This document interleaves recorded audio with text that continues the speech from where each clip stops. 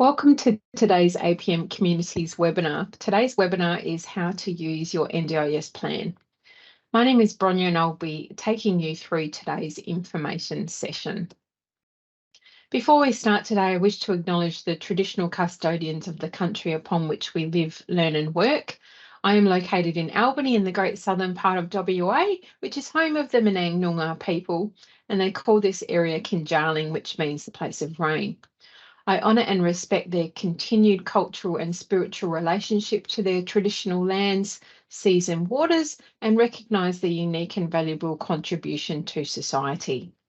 I honour their ancestors and pay my respects to their elders past, present and emerging. I would like to extend this to any Aboriginal and Torres Strait Islander people here today. So the topics that we will be covering in today's webinar are identifying the supports you can use to start your plan, understanding what is in your plan and how you can use it, managing the financial side of your plan, information about self-management of your plan, how we connect to supports, and looking at some plan changes. So let's start with information about the supports that are available to help you start your plan. So firstly, there are early childhood partners. So families and carers of children younger than 7 who have an NDIS funded plan are linked with an early childhood partner. So this will be changing very soon to be from the age of 9 in July. Early childhood partners have experience working with children with disability or developmental delay.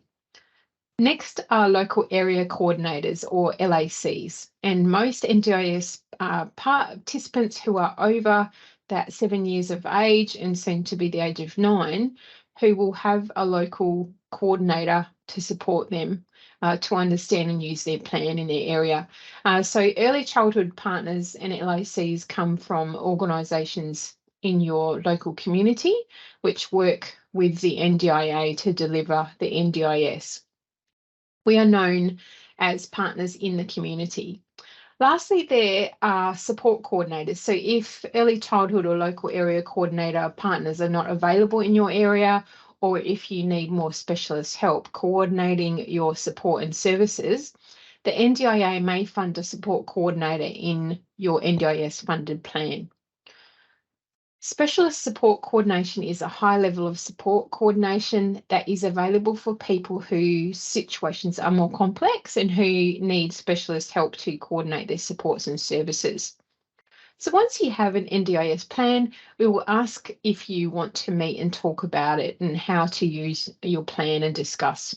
So your My NDIS contact, which is written on your plan, can arrange this for you within 28 days after your plan has been approved. Before the meeting, you might like to ask someone you trust to attend with you, such as a family member, friend or carer. You might want to check we have your bank details and if you self-manage your funding or are going to be receiving transport payments.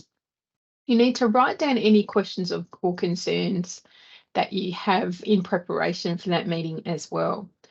There are some things you might like to find out before the meeting. So if this is your first plan, these might be new to you and we can explain these things at the implementation meeting. So let's go into a bit more detail about funded support coordination. So there are 3 levels of support coordination that may be included in a plan. The first one is level 1, known as support connection. This support is designed to assist you build your ability to connect with your informal, community, mainstream and funded supports, enabling you to get the most out of your plan and to pursue your goals. This service can be done by a local area coordinator if you are in a region where the partners in the community are, or if your area does not have partners in the community, you may have level 1 funding for support connection included in your plan. The next one is level 2, known as support coordination, and this support will assist you to build the skills you need to understand and use your plan. A support coordinator can work with you to ensure a mix of supports are used to increase your capacity to maintain relationships, manage your budget and service delivery tasks, live more independently, and be included in your community. Finally, there is level 3, known as specialist support coordination. And this is a high level of support coordination, and it is for people whose situations are more complex and who need specialist support. A specialist support coordinator will assist you to manage challenges in your support environment and ensuring consistent delivery of service. A specialist support coordinator will be funded where there are additional high or complex needs in your situation and will be a qualified and experienced practitioner, such as an occupational therapist, a psychologist, or social worker. Specialist support coordinators will support you to manage challenges in your support environment, which may include interacting with health, education, or justice services. Specialist support coordination aims to reduce barriers to implementing or using your NDIS plan. So, managing different therapeutic supports can be difficult and time consuming since support can come from mainstream services, funded, informal, and community supports. So, knowing how to utilise your NDIS support budget is best and in the best way, in the best of your ability, can be sometimes difficult. So important that you can manage your time effectively. So, the right support coordination can help you to manage your therapeutic supports more effectively. For example, support coordination can help you plan to receive supports that complement one another and help you to participate more in your local community. Support coordination will ensure that there are minimum delays between researching and receiving therapeutic supports, allowing you to get our funded plan up and running as quickly and as efficiently as possible. So our next topic is understanding your plan. So I will start with an overview of what information is written in your plan. So your NDIS plan will be based on the discussion you had in your planning meeting and will include information about you or the person you support. So this section includes information about your disability, your day-to-day activities, where you live, who you live with, or who cares for you. With family and friends, this section includes information about the support you receive from family and friends that is not funded but helps you to pursue your goals. The next part is services and community groups. So this section includes information about the services and supports that you are connected to or that you could be connected to that are delivered by local community services, clubs and groups, or other government services like support groups, health centres, libraries, education and transport. Your goals. This section includes the current goals you told us you would like to pursue as part of your plan and the long-term goals you have identified for the future. Your goals are an important part of developing your plan. They help us to get to know you and the things that are important in your life. We will talk to you about your daily life, where you live, and who you live with. We'll ask you what you want to do in the future and who supports you. Goals can also help you think about what your strengths are and how you can use them. They can give you motivation to try different things and build your independence. And they can be something to work towards where you can measure your progress. So, how far you pursue your goals is up to you. You might want to try a small step, or you might want to aim for big changes and work towards something really challenging, and both are okay. When we're looking at funded supports, this section tells you what funding you have been allocated in each support category and what this funding is for. We will go through the support categories in detail in the coming slides, and your funding will depend on your individual needs and may change from plan to plan based on the supports and services you need. Your funding is based on what is reasonable and necessary for your needs, in addition to the support provided by family, friends, and other community and government services that you need to live your life. Your NDIS funding is only for supports and services that are related to your disability. So the image on screen shows what it is called the circle of supports. It shows that we always put people at the centre of everything we do. It is also important to understand that the NDIS is only part of the broader circle of supports that surrounds a participant, which includes other disability organisations, mainstream, community and informal supports. The supports provided by the NDIS supplement the participants' involvement and connection with their family, informal supports, community and mainstream supports. The NDIS is not intended to replace supports already provided to people with disability. When we talk about supports with a participant, we start with those natural supports or informal supports first, and these are important supports for everyone to lead their best life. We then focus on community and mainstream supports that assist a person to be a contributing and valued member in the community in which they live, and reasonable and necessary funded supports are there to assist the participant to develop and maintain all of those other supports and build the skills, the capacity and independence to be able to access and utilise them. Participants tell us that community participation gives them a sense of belonging and connection, larger social networks, and reduced isolation. It has also increased confidence and safety, increased opportunities for further community participation, employment, or study.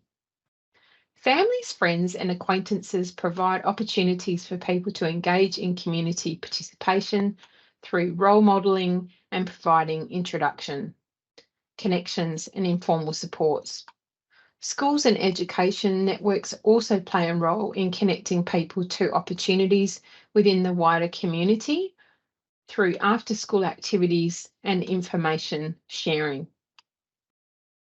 So, yeah, on the screen there you can see that we've got informal supports including families, carers, workmates and community members. We've got community support including peer support as well. And we've got communities and other government services there, including health, education, transport, and justice. And important to think about our other providers with the NDIS as well. So the image shows that all of this framework is underpinned by Australia's disability strategy, a vision agreement by all governments for an inclusive Australia that enables people with disability to be equal members of society. All play a part in making this a real vision. So the next topic we'll be covering is managing your plan, and we will cover the following information. So firstly, I will talk about the MyPlace participant portal and the new NDIS mobile app. Then we will cover the different ways that you can financially manage your plan, and we will discuss pricing arrangements as well as providing information on sharing your plan with providers. So the online NDIS participants portal is called MyPlace. It is a secure website portal on the Australian Government's MyGov website where you or a person you trust, a nominee or child representative, can access your NDIS information. As an NDIS participant, you can use the MyPlace portal to view and update your contact details, view your NDIS plan, including information about your funded supports, view and manage your current plan budget, submit payment requests for self-managed supports, and search and locate registered service providers. You can also manage your consent to share all or part of your plan with service providers. You're able to also upload documents and even print your plan. To access My Place portal, you will need a MyGov account to sign in. And if you already have a MyGov account for other government services such as Medicare, the Australian Taxation Office or Centrelink, you can use the same MyGov account for the NDIS as well. So to access the My Place portal for the first time, you will need to request an NDIS activation code. So it's important that you access the My Place portal as soon as you can and after you receive your activation code, as the code will expire in 10 days.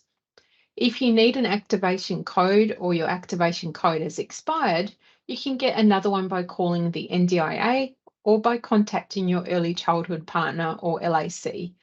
If you need support using the portal, there are resources available online to help guide you, or you can call the 1800 800 1110 number or visit or call your local early childhood partner or LAC. So on screen is an image of the My Place portal home page, and you will see the icons or tiles to select that cover different tasks in the portal. On top of the left is My Payment, and then we have got the request tile. So if you are self-managing all or part of your NDIS plan, this is where you can create and view and manage your payment requests. So next along the top line is My Plan, which is just here. And once you have an approved NDIS plan, this is where you can view the details of your plan, including your support budget. The third tile is My Contact Details tile, and this is where you can view and edit your personal details, contact details, address, bank account details as well. And this is also where the consent to share your plan with providers can be updated. The fourth tile is Provider Finder. So you can use this Provider Finder to search for registered NDIS service providers near you. And the lower line of tiles starts with the My Messages tile. This allows you to send and receive instant messages with your providers if they have it set up. And the next tile is Document Upload. So down the bottom there. And this is where you can upload documents to support any claim you make or reports you provide. Next is the MyGov Inbox tile, and this allows you to view your MyGov mailbox, and the final tile is My Service Booking. So once you have an approved NDIS plan, this is where you can create, view and manage your service bookings with registered NDIS service providers. So it's not applicable if you are self-managing. So never before has any state or federal funding allowed such a transparent view of a participant's budget, giving so much more clarity to participants and families about who and where their funding is going to and for what services. So many participants have told us that they prefer to use apps because of their phone accessibility features. They also told us that they would like an app for managing their NDIS budgets like banking and like a banking app. So in July 2020, the NDIA started testing an early version of the app with participants, and since then, participants, nominees, child representatives and organisations have all given us feedback on how to make the app better. The My NDIS app gives participants a more accessible and user-friendly way to make and manage claims, to view their budget, to view plan information and personal details. Participants can download the My NDIS app from the Google Play Store and Apple App Store for free. The My NDIS mobile app will work alongside the My Place participant portal to help participants quickly, easily and flexibly manage their NDIS plans. The app's focus is all about making the NDIS simpler, easier and more flexible. So it will hopefully provide a better digital NDIS experience for self-managed participants to manage their NDIS plans and to claim for supports. NDIA worked with participants with different disabilities, different accessibility needs and assistive technology to build on the app's accessibility features. And these features include compatibility with screen readers and options for high contrast and magnification. We encourage you to try out the app and let us know what you think using the feedback option in the app as well.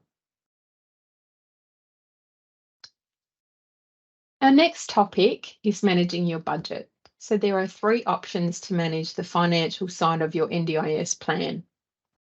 So if it is NDIA agency managed, plan management, plan managed and self-managed are the options. So you can also choose a combination of the 3 options if you like. For example, you may choose to self-manage your therapy budget as you want to use a non-NDIS registered therapist and have the rest of your plan managed by the NDIA.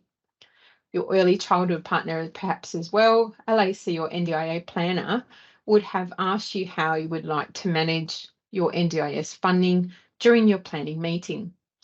So if you are unsure if you have chosen the right option for yourself, you can request a plan variation.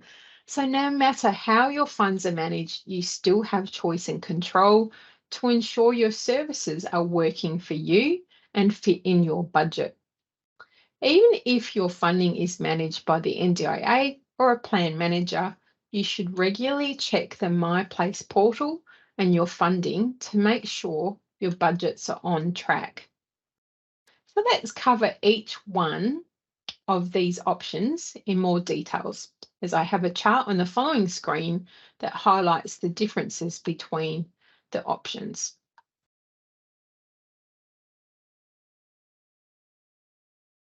So on the screen is a chart showing the different ways a plan can be managed and the activities you can do depending on the choices you make. So if you look at the first column under self-management, you can see this gives you the greatest flexibility and more responsibility. So this one here. If you look to the center column under plan manage, you will see it has 2 red crosses, and that indicates that you cannot pay more for services than the price guide indicates, and you don't need to manage your own records of spending. The third column is very similar. So that has got 3 red crosses there. So it shows that you are required to choose only NDIA registered providers. Remember, you can choose to have a variety of plan management options. You may choose to self-manage your consumables or therapy budget, and agency manages the agency manages the rest. So let's talk a little bit more in detail about self-management of your plan. So the NDIA is committed to improving the experience for people who self-manage some or all of their plans. To assist with this, they have developed an NDIS guide to self-management, and it's a booklet that's online, and this guide helps people understand the benefits of self-management and the roles and responsibilities and how to self-manage effectively. If you self-manage your NDIS funding, you will have choice in deciding what supports you purchase in line with what is included in your plan, who provides these supports and how they are delivered. It will also give you flexibility to use any provider that you will be able to help best support you to pursue your plan goals. As far as capacity goes, it gives you the capacity to employ or contract staff directly or have someone employ staff on your behalf. With ability, it gives you the ability to negotiate the costs of your supports so you get the best value for money and to use savings to buy more or better quality supports. And as far as control goes, it gives you control over and responsibility for your NDIS funding so you can manage your own budget for the duration of your plan. If you are thinking about self-managing, you need to understand your responsibilities as a self-manager. Your responsibilities include purchasing supports that link to the goals in your NDIS plan, making clear agreements with your provider about the supports you will receive, including how they will be provided and paid for, managing your funding so the costs of the support give you value for money and can be met with your budget. Also, claiming and paying for supports by making payment requests and paying for your supports on time. You need to be keeping invoices and receipts to show you have paid for your supports using your NDIS funding. So you need to meet your obligations as an employer if you choose to employ staff directly, and showing how you've used your self-managed funding towards pursuing your goals at your plan review. Advising the NDIA of any significant changes in your circumstances that may result in you being unable to meet your responsibilities as a self-manager is super important as well. And participating in any payment auditing where you will need to provide invoices, receipts, or other evidence to show you have spent your funds in line with your NDIS plan. If you want to self-manage, but are not sure if you are ready, you can ask your LAC or NDIA planner for additional support to develop the skills you need. So any savings you create by self-managing your NDIS funding can also be used to buy support to help you to manage your funding effectively. Some examples of supports that can help you self-manage include bookkeeping and accounting services, bookkeeping and accounting service, employment services, software applications as well, support coordination and plan management, assistance, peer support organisations as well. So on that, I'm just going to show you a short video of Jack's self-management journey. So just bear with me while I share that.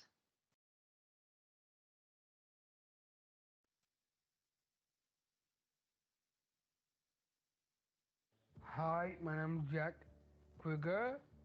I'm 16. Living. My job is house staff and then work hard. Jack is a vivacious young man. He's very energetic and always happy to go at things. When we entered the NDIS, I'd done quite a bit of research and I understood there were 3 options in managing the funding. So it could be agency managed, plan managed or self-managed. And immediately self-managed fit into what we were hoping to achieve because it gave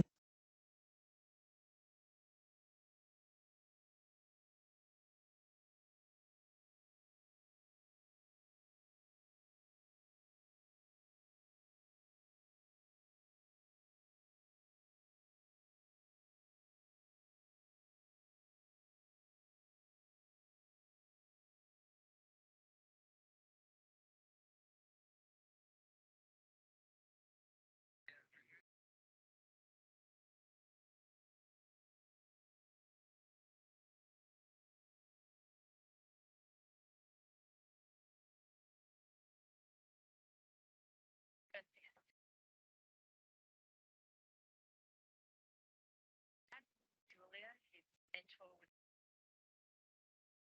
claim that the port.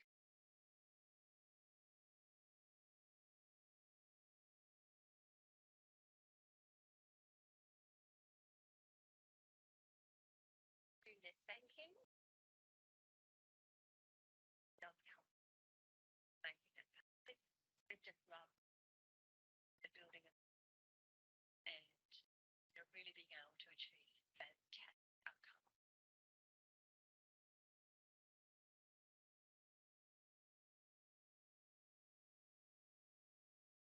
So I think the sound may have had some problems with that. Hopefully you were able to read the transcript at least anyway.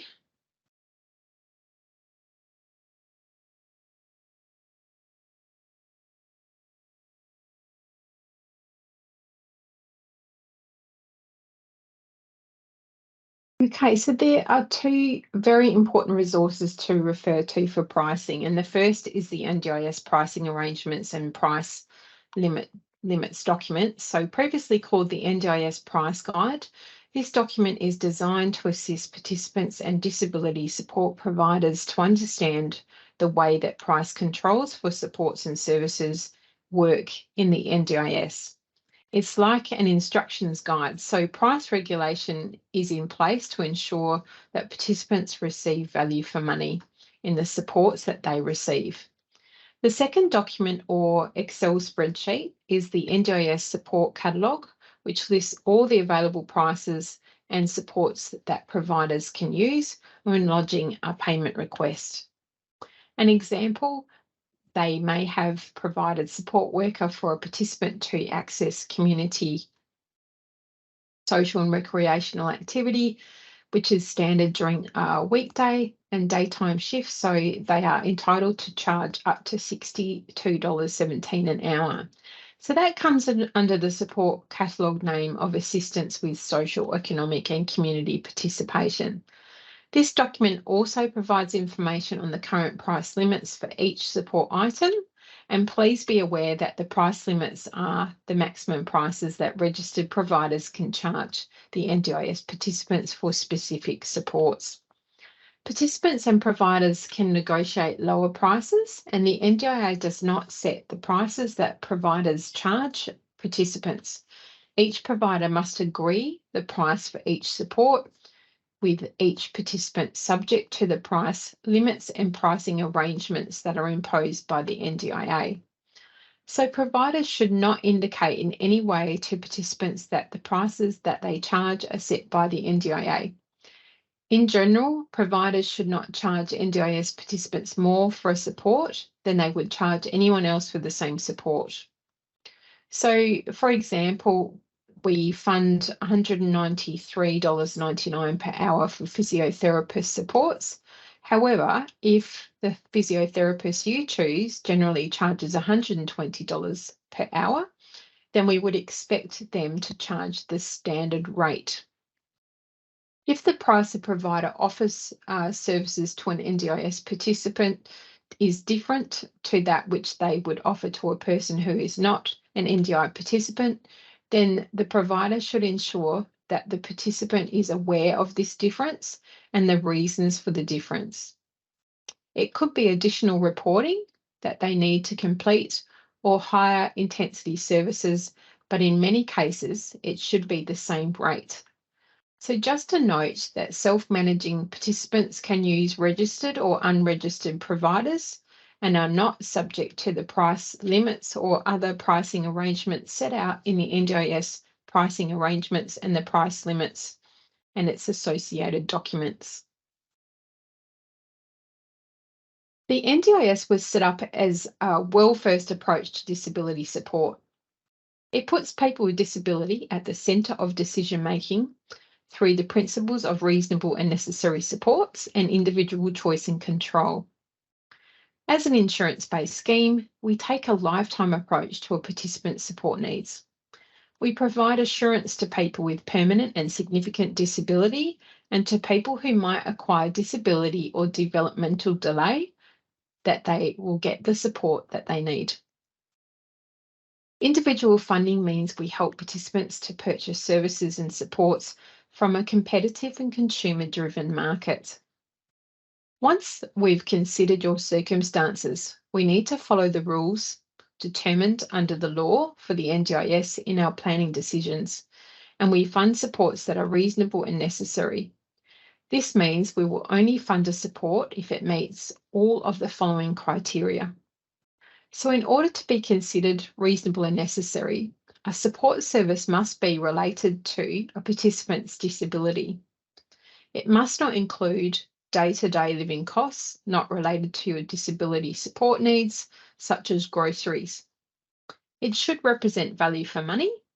It must be likely to be effective and work for the participant, and it should take into account support given to you by other government services, your family, your carers, your networks, and the community.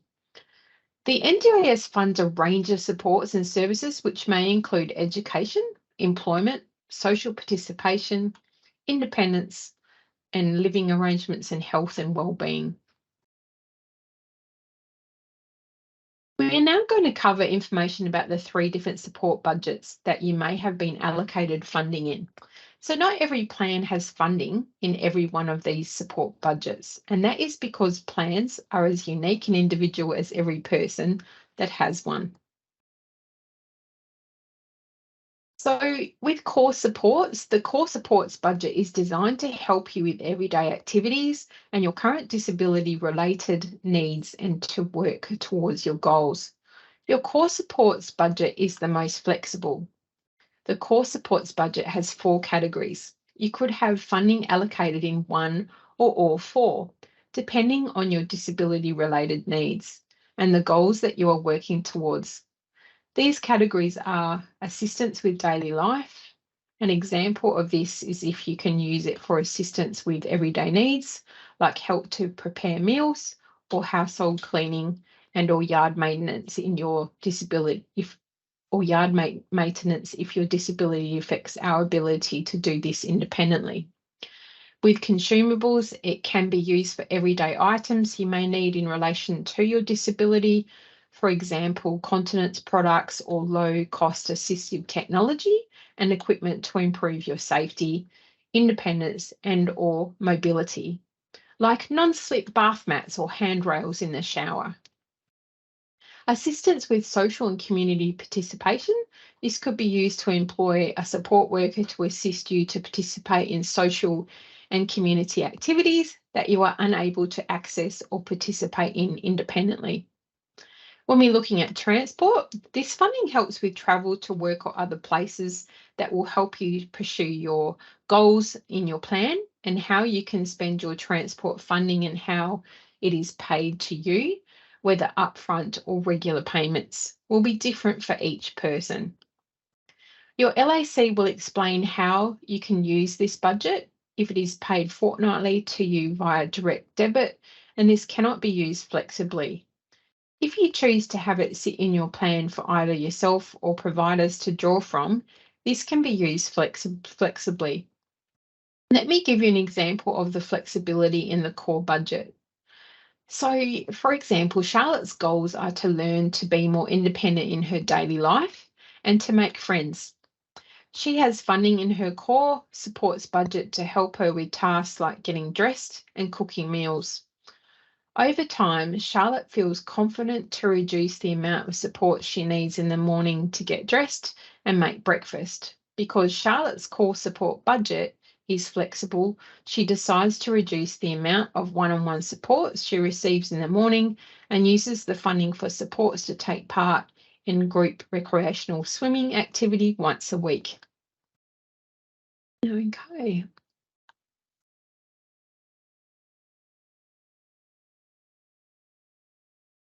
Just looking at my notes. So including specific types of supports in plans, operational guidelines supports, a participant will generally be able to access funding through the NDIS for transport assistance if the participant cannot use the public transport without substantial difficulty due to their disability. The funding the NDIS provides will take into account any relevant taxi subsidy schemes available to the participant and does not cover transport assistance for carers or family members to transport the participant for everyday commitments. There are generally 3 levels of funding support for transport, and the levels are used to provide a transport budget for participants. In exceptional circumstances, participants may receive higher funding if the participant has either general or funded supports in their plans that enable their participation in employment. Okay.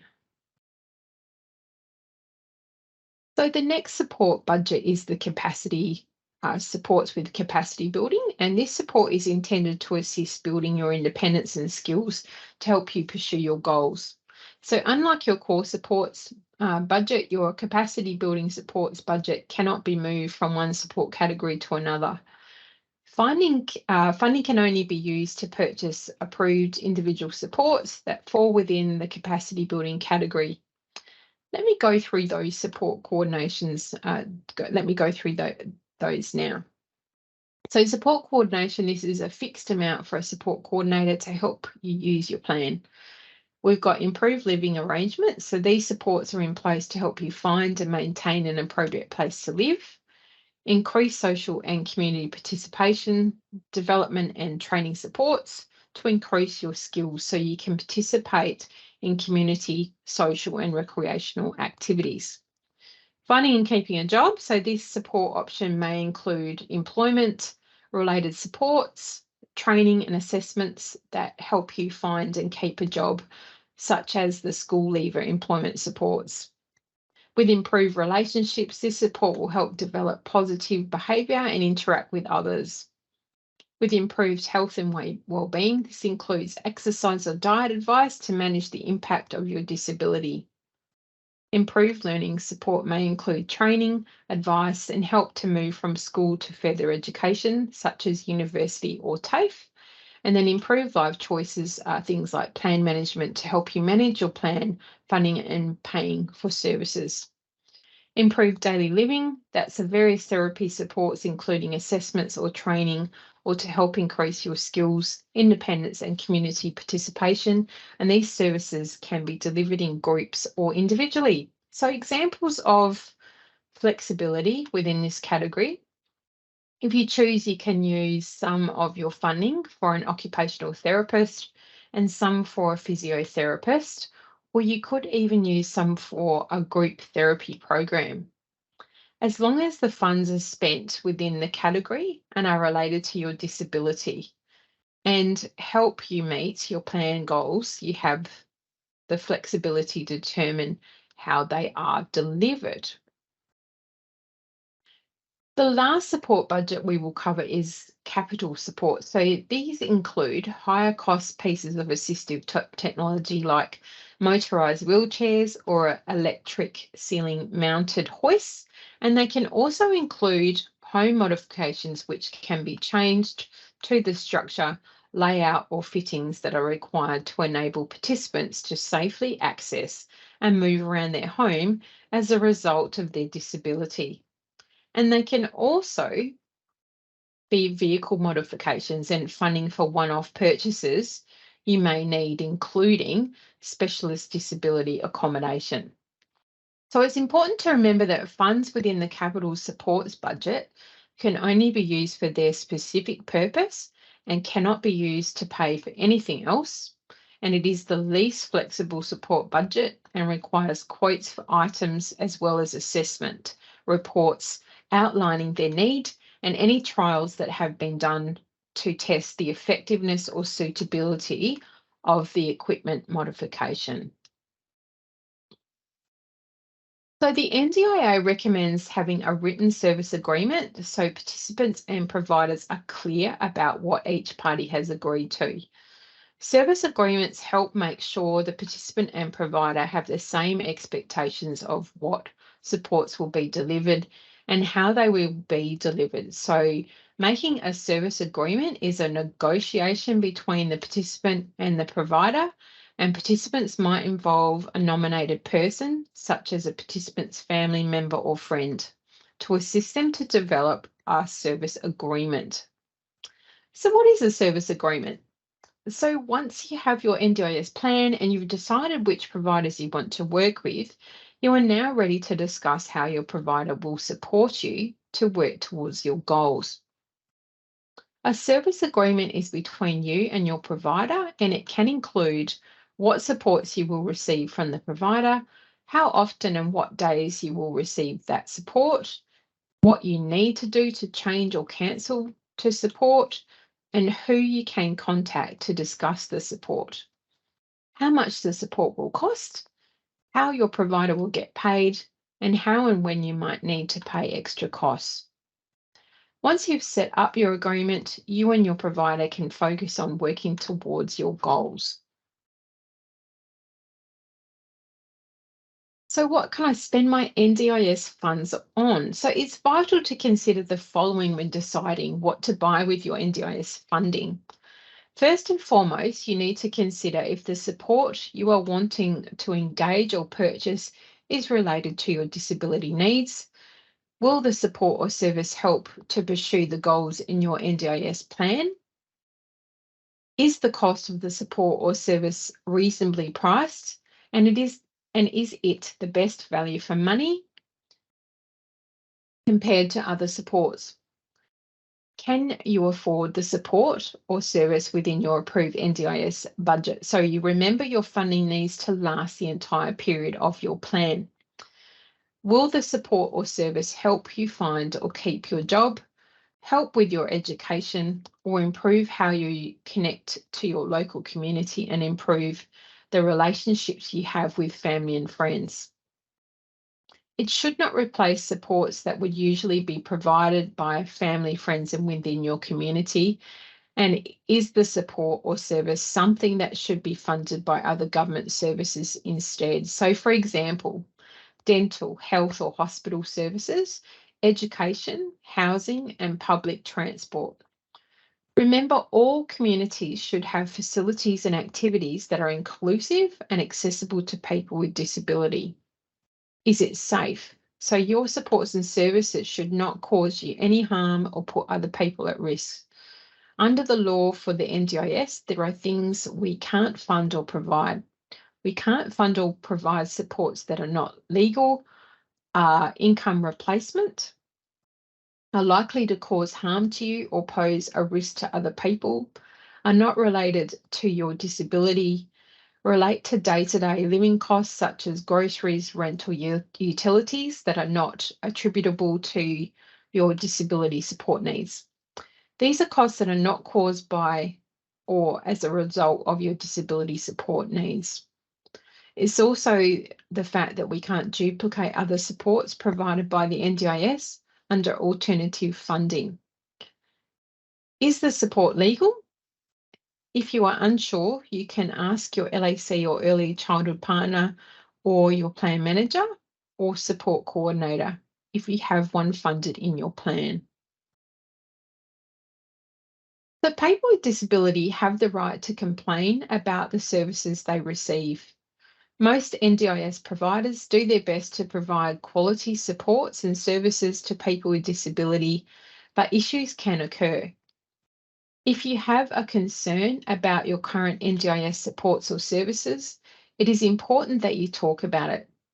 Complaints are important and they can help providers understand what is important to people with disability and improve the quality of services that they provide.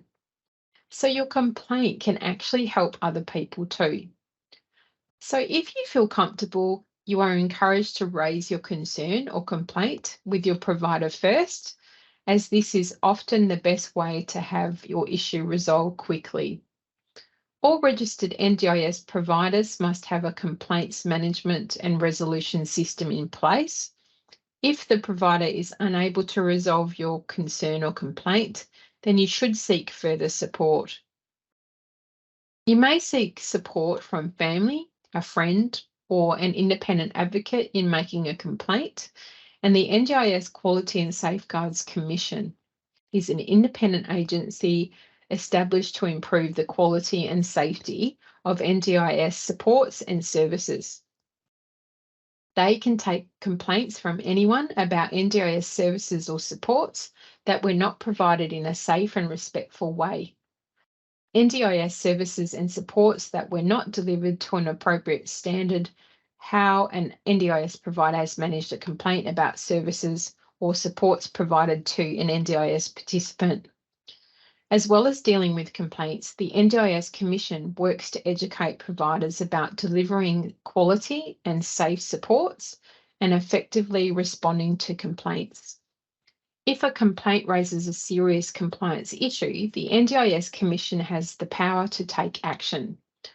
So if you are working with a non-registered provider, you have an option of contacting the Australian Competition and Consumer Commission, or alternatively, each state has a service that can act on complaints on your behalf. So with plan changes, what if you need to change your plan? So there are now 3 types of plan changes that occur in NDIS plans. So we have the plan reassessment. So this used to be referred to as unscheduled or unscheduled review, or S48, change of circumstances. Every NDIS plan includes a plan reassessment date, and some plans are short and only 6 months, and some plans are longer, up to 3 years. It's all based on individual circumstances. We need to look at the plan with you by this reassessment date and decide if any changes are needed. If a plan reaches its reassessment date before the reassessment is completed, the current plan will be varied to extend it by 12 months so you can continue accessing some supports. You can ask for a reassessment at any time, and when we conduct a reassessment, we can decide to create a new plan or vary the current plan depending on your situation. With a plan variation under the NDIS Act, there are some situations where we can vary a plan without a full reassessment. So you can ask for a variation at any time. If we do a variation, you will receive a copy of the varied plan within 7 days.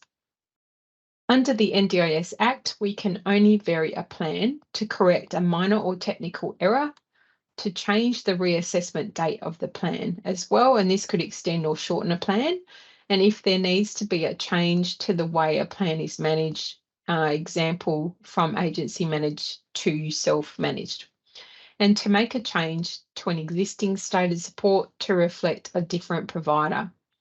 If you require crisis or emergency funding as a result of a significant change to your support needs as well, and if we receive a new bit of information in response to an NDIA request for information that has previously been made, for example, assistive technology or home modification.